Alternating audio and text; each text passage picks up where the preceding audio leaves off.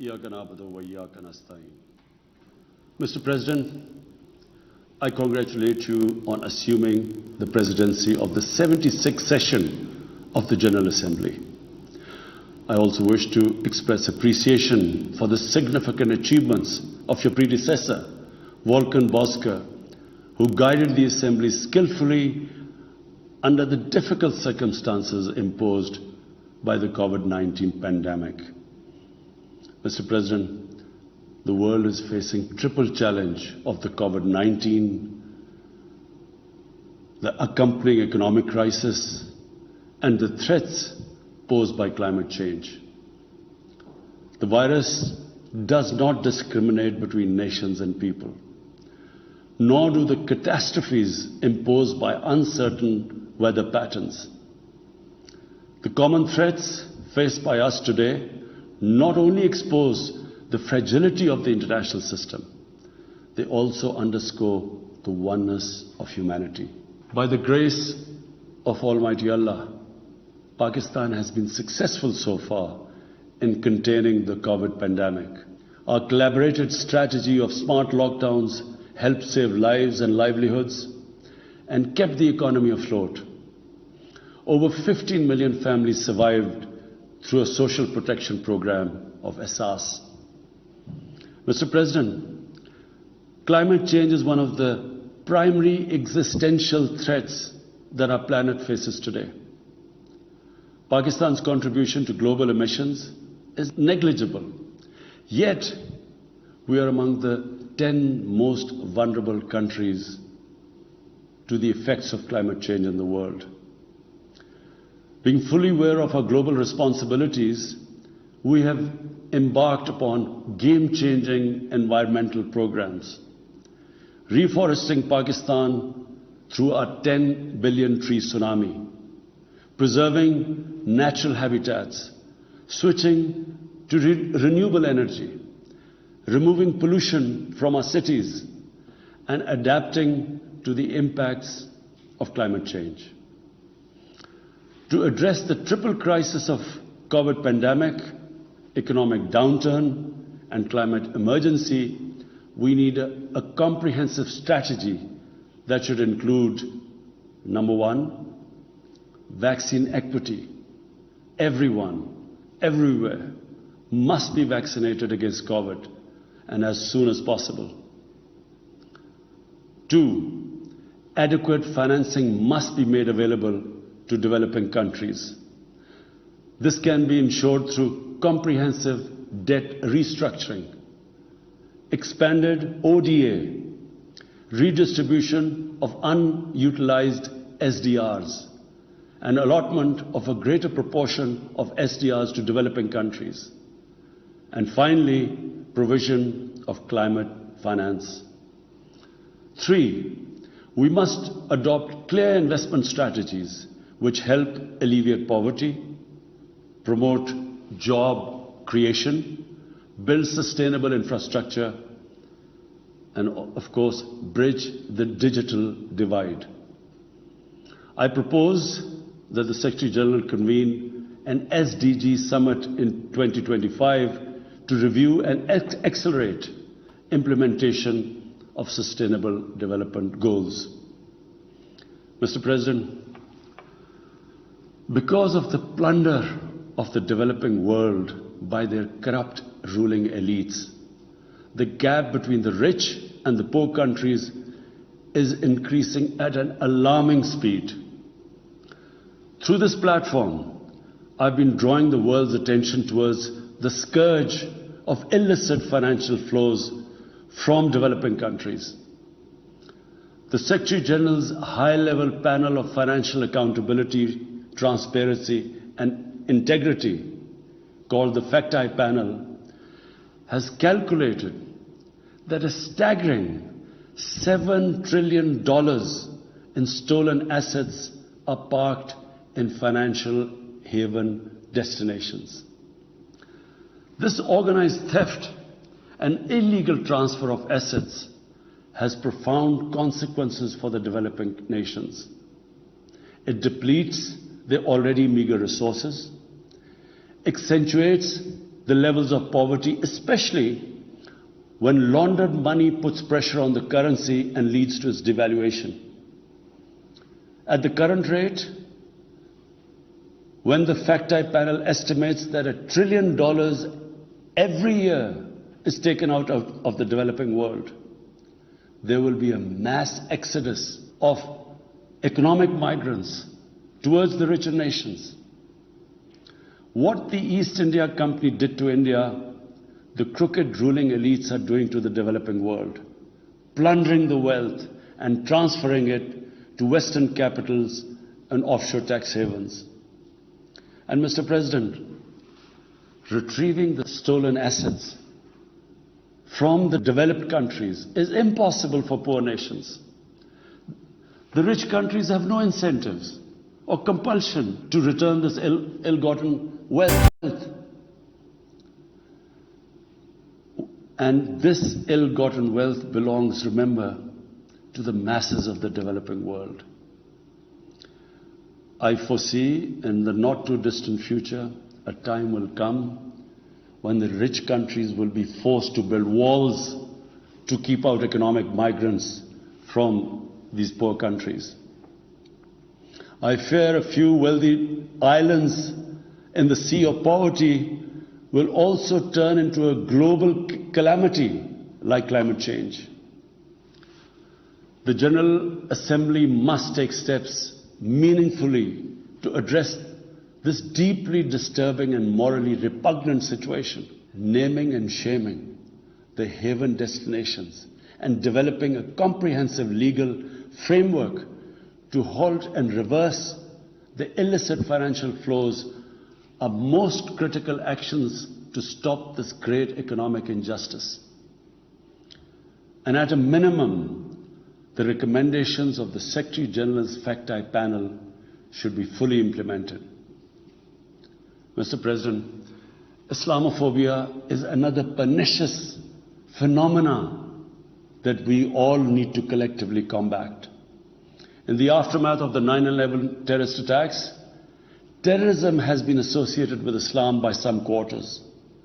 This has increased the tendency of right-wing, xenophobic and violent nationalists, extremists and terrorist groups to target Muslims. The UN Global Counter-Terrorism Strategy has recognized these emerging threats. We hope the Secretary General's report will focus on these new threats of terrorism posed by Islamophobes and right-wing extremists. I call on the Secretary General to convene a global dialogue on countering the rise of Islamophobia. Our parallel efforts at the same time should be to promote interfaith harmony, and they should continue. Mr. President, the worst and most pervasive form of Islamophobia now rules India. The hate-filled Hindutva ideology propagated by the fascist RSS-BJP regime has unleashed a reign of fear and violence against India's 200 million Muslim-strong community. Mob lynching by cow vigilantes, frequent pogroms such as the one in New Delhi last year, discriminatory citizenship laws to purge India of Muslims, and a campaign to destroy mosques across India and obliterate its Muslim heritage and history are all part of this criminal enterprise. New Delhi has also embarked on what it ominously calls the final solution for Jammu and Kashmir dispute. It has undertaken a series of illegal and unilateral measures in occupied Jammu and Kashmir since 5th August 2019. It has unleashed a reign of terror by an occupation force of 900,000. It has jailed senior Kashmiri leadership, imposed a clampdown on media and internet, violently suppressed peaceful protest, abducted 13,000 young Kashmiris and tortured hundreds of them. It has extrajudicially killed hundreds of innocent Kashmiris in fake encounters and imposed collective punishments by destroying entire neighborhoods and villages. We had unveiled a detailed dossier on gross and systematic violations of human rights by the Indian security forces in occupied Jammu and Kashmir. This repression is accompanied by illegal efforts to change the demographic structure of the occupied territory and transform it from a Muslim majority into a Muslim minority. Indian actions violate the resolutions of the United Nations Security Council on Jammu and Kashmir. The resolutions clearly prescribe that the final disposition of the disputed territory should be decided by its people through a free and impartial plebiscite held under the UN auspices.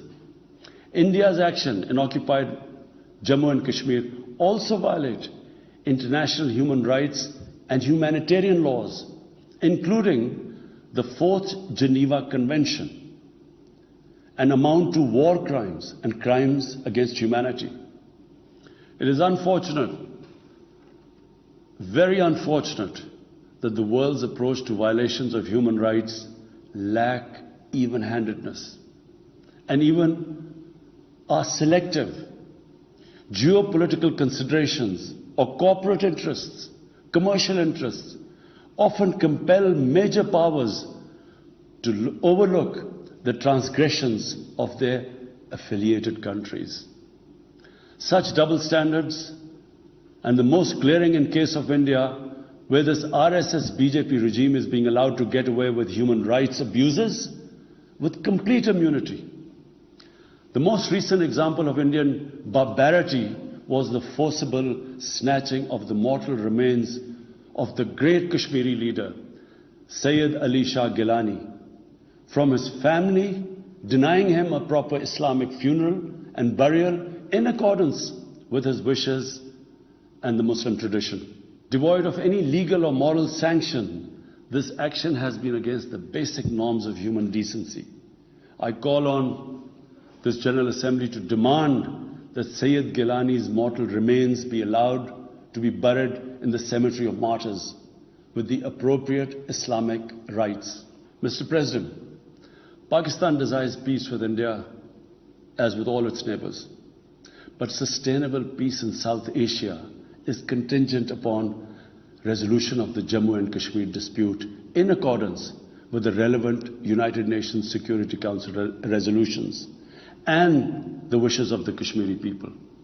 Last February, we reaffirmed the 2003 ceasefire understanding along the line of control. The hope was that it would lead to a rethink of the strategy in Delhi.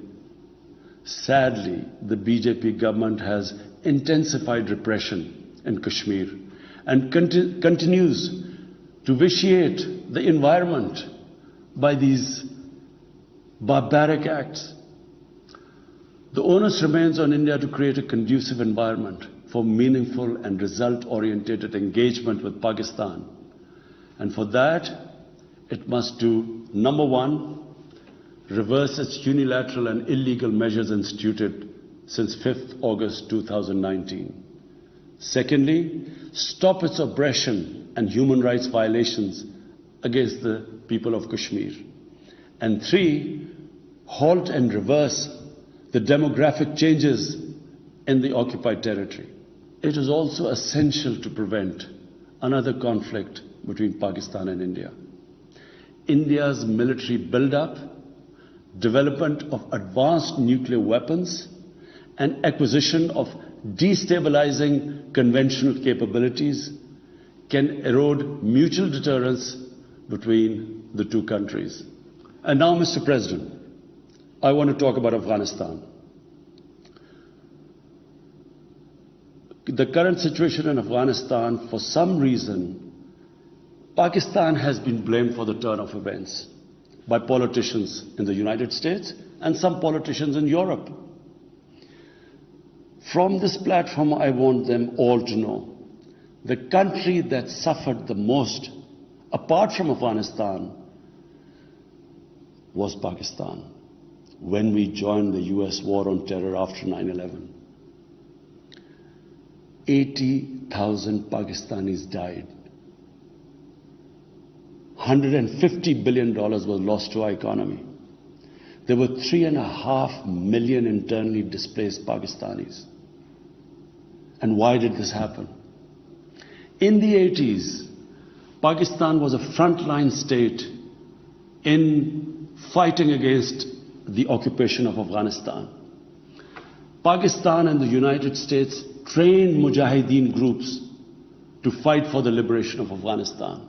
Amongst those mujahideen groups were Al-Qaeda, were various groups from all over the world. They were mujahideen, Afghan mujahideen. These were considered heroes. President Ronald Reagan invited them to White House in 1983. And according to news items, he compared them to the founding fathers of the United States. They were heroes. Come 1989, the Soviets leave. So do the Americans, abandon Afghanistan. Pakistan was left with 5 million Afghan refugees. We were left with sectarian militant groups which never existed before. But the worst cut of it was that a year later, Pakistan was sanctioned by the US. We felt used. Fast forward 9/11, Pakistan is needed again by the US because now their US-led coalition is now invading Afghanistan, and it could not happen without Pakistan providing all the logistical support.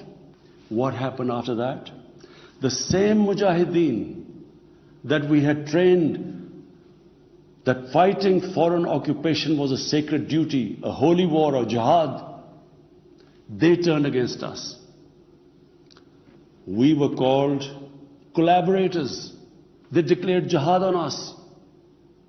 Then all along the tribal belt bordering Afghanistan, the Pakistan semi-autonomous tribal belt, where no Pakistan army had been since our independence, they had strong sympathies with the Taliban, Afghan Taliban, not because of their religious ideology, but because of Pashtun nationalism, which is very strong.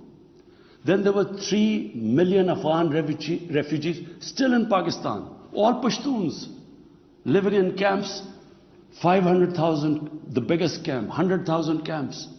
They all had affinity and sympathies with the Afghan Taliban. So what happened? They too turned against Pakistan. For the first time, we had militant Taliban in Pakistan. And they too attacked Pakistan government. When our army went in the tribal areas for the first time in our history, whenever an army goes into civilian areas, there's collateral damage. So there was collateral damage, which multiplied the militants to seek revenge. But not just that. The world must know that in Pakistan there were 480 drone attacks conducted by the US. 480 drone attacks. And we all know that drone attacks are not that precise. They cause more collateral damage than the militants they are targeting. So, who did the people whose relatives were being killed? Who did they seek revenge? Against Pakistan. Between 2004 and 2014, there were 50 different militant groups attacking the state of Pakistan. At one point, people like us were worried that will we survive this? There were bombs going all over Pakistan. Our capital was like a fortress. Had it not been for one of the most disciplined army in the world and one of the best intelligence agencies in the world, I think Pakistan would have gone down.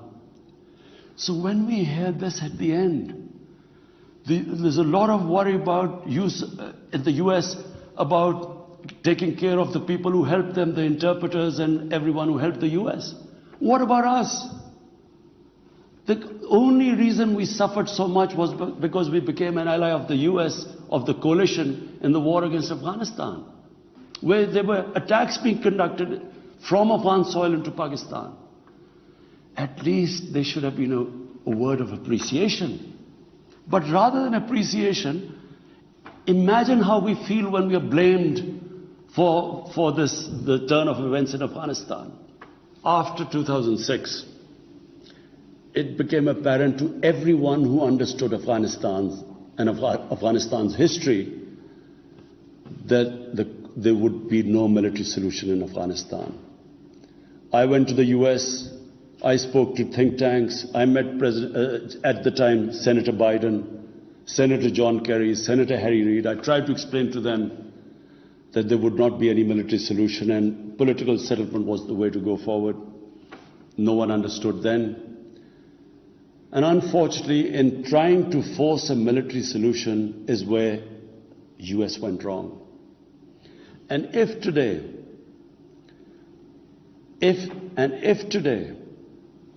the world needs to know why the Taliban are back in power, all the world has to do is do a deep analysis of why 300,000 well-equipped Afghan army, and remember, Afghans are one of the bravest nations on earth. Why did this 300,000 Afghan army give up without a fight?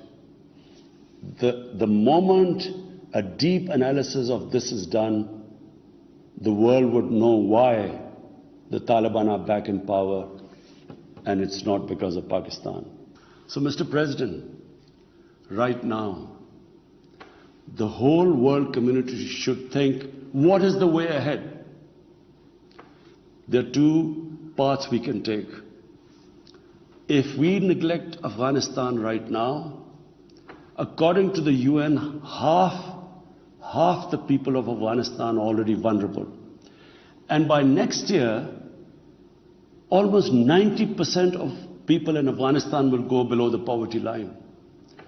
There's a huge humanitarian crisis looming ahead. And this will have serious repercussions, not just for the neighbors of Afghanistan, but it will have repercussions everywhere if a destabilized, a chaotic Afghanistan again becomes a safe haven for international terrorists. The reason why the US came to Afghanistan in the first place. So therefore, there is only one way to go. We must strengthen this current government, stabilize it, for the sake of the people of Afghanistan. What have the Taliban promised? They will respect human rights. They will have an inclusive government. They will not allow this soil to be used by terrorists. And they have given amnesty. Now, if the world community incentivizes them, encourages them to walk this talk, it will be a win-win situation for everyone. Because these are the four things that in Doha, when the US was talking to the Taliban, these were the conditions the dialogue was all about. So if the world can incentivize them to go this direction, then after all, this 20-year of presence, of coalition presence in Afghanistan would not be wasted, because Afghan soil would not be used for international terrorism. So I end my talk, Mr. President, by urging everyone that this is a critical time for Afghanistan. You cannot waste time. Help is needed there. Humanitarian assistance has to be given there immediately. And the Secretary General of the United Nations has taken bold steps. I urge you to mobilize the international community and move in this direction. Thank you.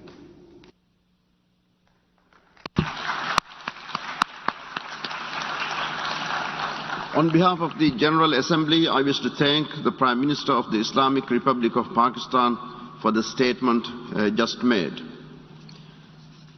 The Assembly... इस्लामी जमहूरिया पाकिस्तान के वज़ीर-ए-आज़म इमरान खान